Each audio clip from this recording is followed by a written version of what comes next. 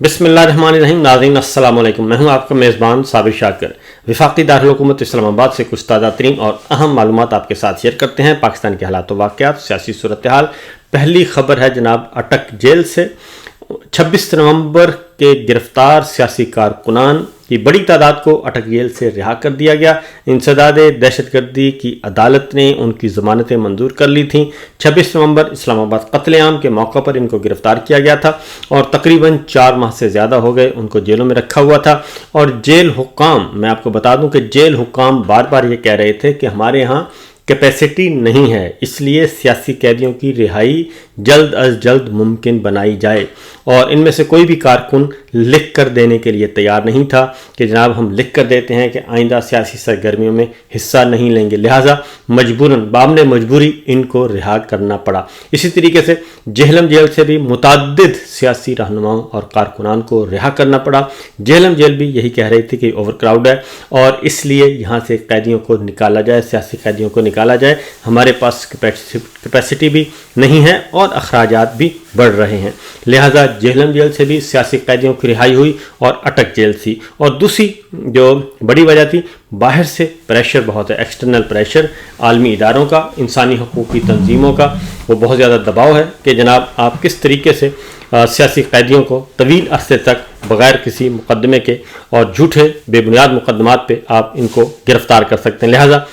یہ ہوا ہے. اگلی خبر جو ہے وہ ہے عمران خان صاحب پہ ملاقاتوں پر پابندی عائد کی گئی ہے اور اب یہ کہا گیا ہے ان کی فیملی کو کہ جناب اب عمران خان صاحب سے آپ کی اگلی ملاقات عید کے بعد ہوگی اور عید کے موقع پہ بھی آپ کی ملاقات نہیں کروائی جائے گی. علیمہ خان صاحبہ اور ڈاکٹر عظمیٰ اور ان کی بہن نورین خان صاحبہ کو بتا دیا گیا ہے. بشرا بی بی کی فیملی کو بھی بتا دیا گیا. حالانکہ جیل مینول کے مطابق جیل میں قید جو مجرم ہوتے ہیں, ملزم ہوتے ہیں اور جو انڈر ٹرائل ہوتے ہیں یا جن کو سزا ہوتی ہے, ان کی ملاقاتوں پہ پابندی اس طرح سے نہیں ہوتی. لیکن عمران خان اور بشرا بی بی کے ساتھ خاص طور پہ امتیازی سلوک روا رکھا جا رہا ہے. اگلی خبر جو نام ہے وہ پیکا ایکٹ کے تحت گرفتاریاں میں مزید اضافہ ہو گیا ہے اور ایف آئی اے نے لمز لاہور کے ایک استاد پروفیسر تیمور رحمان کو بھی پیکا ایکٹ کے تحت نوٹس دے دیا ہے. اور اب پیکا ایکٹ جو ہے وہ صحافیوں سے نکلتا ہوا عام شہریوں کی طرف, پروفیسرز کی طرف, سرکاری ملازمین کی طرف, ہر طرف وہ پھیلتا جا رہا ہے. اور اب پیکا ایکٹ کے تحت جو نئی آئی ہے جناب, اب صرف آپ یہ نہیں کہ ٹویٹ کریں گے بلکہ آپ نے اگر ری ٹویٹ بھی کر دیا, ٹویٹ پہ کمنٹ بھی کر دیا اور ٹویٹ کو ڈس آن بھی نہ کیا تو بھی آپ کے خلاف یہ کارروائی ہوگی. تو یہ تو ایک پاکستان کے اندر فسطائیت کا عالم ہے. اب اگلی جو میں آپ کو بات بتا رہا ہوں کہ اس سے ہمارا نقصان کیا ہو رہا ہے, پہلے ذرا وہ نقصان سن لیں کہ بلوچستان کا معاملہ ہے. بلوچستان میں لاپتہ افراد اور اس کے بعد احتجاج اور پھر جس طریقے سے گولی چلائی گئی اور خواتین کو بے حرمتی خواتین کی گئی. مہرنگ بلوچ کو گرفتار کیا گیا, سمی بلوچ کو گرفتار کیا گیا اور بہت ساری خواتین و حضرات کو سیاسی قیدی کے طور پہ جیلوں میں ڈال دیا گیا. اس کا نتیجہ یہ نکلا ہے, خطرناک نتیجہ, کہ یہ معاملہ اب جنیوا میں پہنچ گیا ہے, اقوام متحدہ میں پہنچ گیا ہے. اور یہ بات میرا خیال ہے کہ ہمارے جائز اور ناجائز حکمرانوں کو نظر نہیں آ رہی اور طاقتور اور بے اختیار حکمرانوں کو یہ بات نظر نہیں آ رہی, یہ بات سمجھ نہیں آ رہی کہ وہ کس طریقے سے پاکستان کی سلامتی کے ساتھ کھیل رہے ہیں اور پاکستان کے ساتھ کھلواڑ کر رہے ہیں. اور اس سے پہلے بھی آپ کو یاد ہوگا, میں آپ کو ریکال کرواتا ہوں کہ جب 1970-71 میں بنگلہ دیش مشرقی پاکستان میں یحییٰ خان نے یہ کام کیا تھا تو اس وقت بھی معاملہ سلامتی کونسل تک پہنچ گیا, اقوام متحدہ کی سلامتی کونسل میں پہنچا اور پھر جو ہوا وہ ہم سب کے سامنے ہے. اور اس وقت بھی پھر جب انٹرنیشنل قوتیں جو ہیں, بین الاقوامی قوتیں انٹروین کرتی ہیں تو اور اگر آپ گراؤنڈ پہ بھی آپ بہت زیادہ کمزور ہوں اور عوام بھی آپ کے ساتھ نہ ہوں تو پھر بہت ہی خطرناک نتائج برآمد ہوتے ہیں. یہی ہوا ہے کہ انسانی حقوق کے جو انڈیپینڈنٹ جو اوپینین میکر ہیں, انڈیپینڈنٹ پروفیشنلز ہیں, ماہرین ہیں, انہوں نے اقوام متحدہ کے خاص گروپ نے, انسانی حقوق کے آزاد بلکہ انڈیپینڈنٹ گروپ نے अक़वाम मुत्तहिदा में ये कहा है कि पाकिस्तान को फौरी तौर पर हिरासत में लिए गए बलोच इंसानी हकूक़ के लोगों को रिहा करना चाहिए और पुरअमन मुजाहिरीन के ख़िलाफ़ क्रैक डाउन बंद करना चाहिए। और अक़वाम मुत्तहिदा से ये भी ख़बर आई है, उन्होंने कहा है कि हम गुज़श्ता कई महीनों से बलोच कारकुनों की मुबैना गिरफ़्तारियों, जबरी गुमशुदगियों की बढ़ती हुई तशवीशनाक रिपोर्ट्स की निगरानी कर रहे हैं और गुज़श्ता चंद दिनों में होने वाले पुरतशद्दुद वाक़यात ने हमारे ख़दशात में नुमायाँ इजाफ़ा कर दिया है। अक़वाम मुत्तहिदा की रिपोर्ट में ये भी कहा गया है कि जो बलोच कौम है, बलोच अवाम है, उनके हकूक़ की वकालत करने वाले नेटवर्क बलोच यकजहती कमेटी, जिसके ख़िलाफ़ अभी क्रैकडाउन किया गया है, उसके बारे में उन्होंने कहा है कि जो हालिया पाकिस्तानी पुलिस की कार्रवाइयाँ हैं, इससे तशवीश का इजहार किया गया है और ये कहा है कि कार्रवाइयाँ 11 मार्च 2025 को एक मुसाफिर ट्रेन पर बलोच अलहदगी पसंदों के दहशतगर्दाना हमलों के बाद तेज़ हुई, जिसके बाद बलोच यकजहती कमेटी ने कई मुमताज़ बलोच इंसानी हकूक़ के मुहाफ़िज़ों को मुबैना तौर पर पाकिस्तान के इंसदाद दहशतगर्दी डिपार्टमेंट ने गिरफ़्तार किया और जबरी तौर पर लापता कर दिया। और इसलिए उन्होंने कहा कि ये सब कुछ जो कुछ हुआ और जो कोयटा में और बलूचिस्तान के मुख्तलिफ़ इलाकों में और इस्लामाबाद में जो क्रैकडाउन हुआ और फिर गोली चलाई गई बलोच अवाम पे, बलोच के सियासी कारकुनान पे, और उसको भी उन्होंने कहा कि हम मॉनिटर कर रहे हैं और सारी सूरत हाल का जायज़ा ले रहे हैं, जिसके नतीजे में 3 अफराद को हलाक किया गया और ज़ख्मी हुए और बाकियों को गिरफ़्तार किया गया। और उन्होंने कहा है कि एक बार फिर उन्होंने कहा है कि हम पुरअमन एहतजाज के पहले रद्द-ए-अमल के तौर पर ज़रूरत से ज़्यादा ताकत के इस्तेमाल को ऑब्ज़र्व कर रहे हैं और दहशतगर्दाना हमले के गहरे सदमे के असरात को हम समझते हैं। उन्होंने बिल्कुल कहा, उन्होंने कहा कि दुरुस्त है, दहशतगर्दी पे जो हमले हो रहे हैं उसकी मजम्मत और उस सूरत हाल की संगीनी को भी समझते हैं और ये हम सब समझते हैं, लेकिन उन्होंने कहा कि इसके नतीजे में जो एक दहशतगर्दों की कार्रवाई की, दहशतगर्दी की कार्रवाई हुई, उसके नतीजे में ऐसा रद्द-ए-अमल जो मनमानी हिरासत, जबरी हिरासत, लोगों जबरी गुमशुदगियाँ और सियासी आज़ादियों पर पाबंदी और पुरतशद्दुद रद्द-ए-अमल, इस तरह के जो काम किए जा रहे हैं, ये इससे मामला हल नहीं होगा। दहशतगर्दी का मामला अलग है, दहशतगर्दों से निपटें, सियासी कारकुनान से मत ऐसा करें जो कुछ आप कर रहे हैं और इससे मामला ख़राब होंगे। और अक़वाम मुत्तहिदा की रिपोर्ट में ये भी कहा गया है कि एक खातून इंसानी हकूक़ की मुहाफ़िज़ और तहरीकी रहनुमा महरंग बलोच जो हैं, उन्होंने उनके ख़िलाफ़ भी जो सलूक किया गया वो भी दुरुस्त नहीं है और पुलिस तशद्दुद के ख़िलाफ़ एहतजाज के लिए जो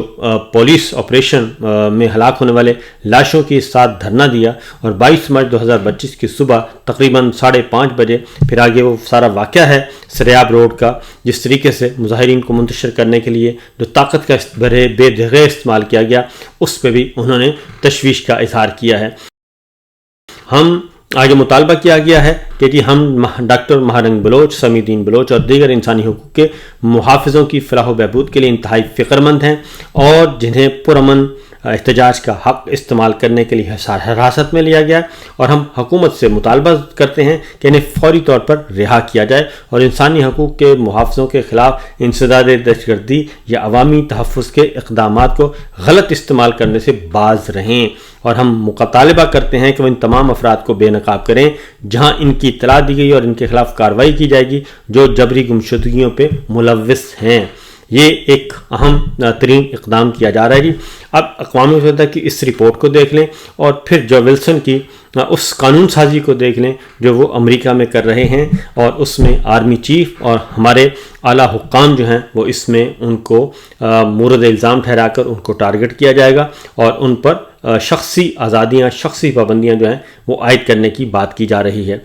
तो ये सूरत हाल को मेरा ख्याल है कि समझ लेना चाहिए, जितनी जल्दी हो सके हमारे हुक्मरानों को समझ लेना चाहिए कि हालात ऐसे नहीं हैं जो वो समझते हैं और ताकत से कोई चीज़, मसला, कोई हल नहीं हो सकता। अगली जो ख़बर है जी वो है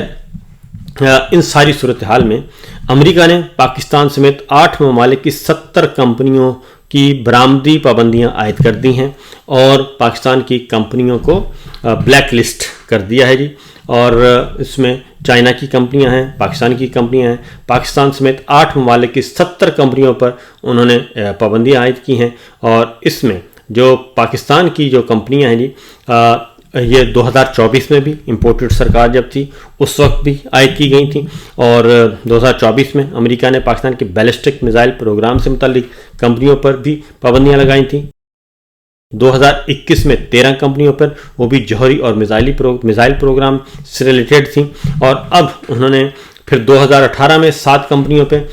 لگائی گئی تھی انجینئرنگ کمپنیوں کی، اور اب اس میں مزید اضافہ کر دیا گیا ہے۔ اور امریکی پابندیاں نہ صرف پاکستان اور چین کی دفاعی اور تجارتی صنعتوں کو متاثر کر سکتی ہیں بلکہ عالمی سطح پر بھی اقتصادی کشیدگی کو بڑھا سکتی ہیں۔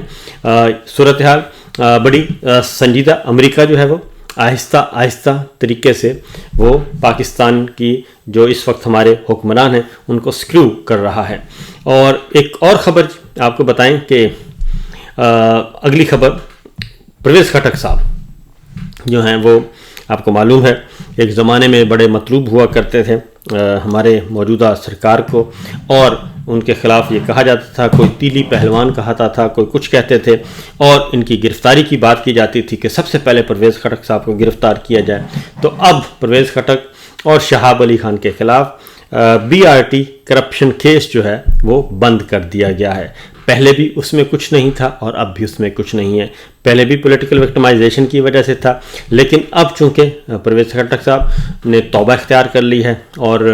PTI چھوڑ دی ہے، عمران خان صاحب کے خلاف ہو گئے ہیں، ان کے مخالف دھڑے میں آ گئے ہیں، شہباز شریف کی کابینہ میں شامل ہو گئے ہیں، اور اپنی پارٹی بنائی تھی، اس پارٹی کو ایک سیٹ بھی نہیں ملی، وہ رسوا ہوئے الگ۔ تو لہٰذا اب قومی احتساب بیورو کے ترجمان نے یہ کہا ہے کہ پرویز خٹک صاحب کا کیس بند کر دیا گیا ہے، اور پرویز خٹک اور شہاب علی شاہ کے خلاف پشاور بس ریپڈ ٹرانزٹ BRT جسے کہتے ہیں اس میں مبینہ کرپشن کیس کی کارروائی کو روک دیا گیا ہے اور مراسلہ لکھ کر آگاہ کر دیا گیا ہے۔ لہٰذا انہوں نے کہا ہے کہ سابق چیف سیکرٹری اور کنٹریکٹرز کے خلاف بھی کارروائی روک دی گئی ہے، جس میں 3 چینی کنٹریکٹرز بھی شامل تھے۔ لہٰذا آج یہ کیس ختم کر دیا گیا ہے، اور وہ صرف ایک ہی وجہ سے، اور وہ اس وجہ سے کیا گیا ہے کہ معاملات جو ہیں کوئی اس میں ظاہر ہی انڈرسٹینڈنگ ہو گئی ہے، اور پولیٹیکل وکٹمائزیشن کی وجہ سے یہ سب کچھ ہوتا ہے، اور تو کچھ ہے نہیں۔ جیسے عمران خان اور بشرا بی بی کے خلاف کیس چل رہے ہیں، تو یہ ایک ان کا ماسٹر کیس سمجھا جاتا تھا، ماسٹر پیس کے طور پہ لیا جاتا تھا اس کیس کو۔ بہرحال یہ ختم ہو گیا ہے۔ اب آتے ہیں اس ساری صورتحال میں، یہ انتہائی ہے جی خطرناک صورتحال ہے پاکستان کے لیے، اور مشکل صورتحال ہے، لیکن ہمارے کیا کر رہے ہیں، ہمارے حکمران کیا کر رہے ہیں؟ ہمارے حکمران یہ کر رہے ہیں جی ہارڈ اسٹیٹ بنانے کے حوالے سے اقدامات شروع کر دیے ہیں، اور ابھی کوئی ہارڈ اسٹیٹ میں کوئی کسر رہ گئی ہے؟ یعنی کہ پاکستان کی آپ نے اینٹ سے اینٹ بجا دی، تمام اداروں کو ملیا میٹ کر دیا، اور اداروں کا حشر نشر کر دیا، آئین کو پامال کر دیا، آئین کو مسخ، قانون مسخ، جمہوریت مسخ، بنیادی انسانی حقوق پامال، سب کچھ کرنے کے بعد بھی ابھی بھی وہ کہتے ہیں ہارڈ اسٹیٹ میں ابھی کوئی کسر رہ گئی ہے۔ تو پاکستان کو ہارڈ اسٹیٹ بنانے کے حوالے سے اقدامات کرنا شروع کر دیے ہیں، اور ڈاؤن نیوز کی یہ رپورٹ ہے، اور اس میں انہوں نے کہا ہے کہ جی ہارڈ اسٹیٹ بنانے کے حوالے سے وزیر داخلہ محسن نقوی کے ماتحت پورے وفاقی اور صوبائی حکام پر مشتمل اعلیٰ سطح کی کمیٹی پورے پاکستان کے لیے فعال کر دی گئی ہے۔ کمیٹی افغان شہریوں کی وطن واپسی، اسمگلنگ کی روک تھام، تجاوز کے خاتمے اور سعودی عرب جانے والے پاکستانی فقیروں کا خاتمہ کرے گی، اور 15 رکنی کمیٹی کی سربراہی محسن نقوی صاحب خود کریں گے، اور کمیٹی میں چاروں صوبوں گلگت بلتستان کشمیر کے ہوم سیکرٹریز بھی شامل ہوں گے، اور چاروں صوبوں کے چیف سیکرٹریز حساس اداروں کے نمائندے بھی اس میں شامل ہوں گے، اور CTD حکام بھی کمیٹی کا حصہ ہوں گے، اور کمیٹی افغان باشندوں کی وطن واپسی کے عمل کی نگرانی کرے گی، اور کمیٹی صوبائی سطح پر فیڈرل بورڈ آف ریونیو اور FBR کی ڈیجیٹلائزیشن کا بھی جائزہ لے گی۔ کمیٹی تمام معاملات میں نقائص کی نشاندہی کر کے سفارشات مرتب کرے گی۔ یہ سب کچھ کیا جائے گا، اور FBR نے غیر قانونی پیٹرول کی فروخت پر کارروائیاں شروع کر دی ہیں۔ یہ ایک بنائی گئی کمیٹی، اور ہارڈ اسٹیٹ کا جی انہوں نے کہا ہے کہ اب ہم تصور لیں گے، لیکن ہارڈ اسٹیٹ کا تصور اصلاً یہ ہے کہ میڈیا پہ پابندی، اظہار رائے پہ پابندی، اپوزیشن کو کچل دیا جائے، طاقت کا استعمال کیا جائے، اور کالے قانون پیگا ایکٹ کے تحت اور کوئی قانون ہے انسداد دہشت گردی ایکٹ کو مس یوز کیا جائے. یہ ہے ہارڈ اسٹیٹ کا تصور. اصل ایشوز پہ توجہ نہیں دی جا رہی. اصل ایشوز پاکستان کے کچھ اور ہیں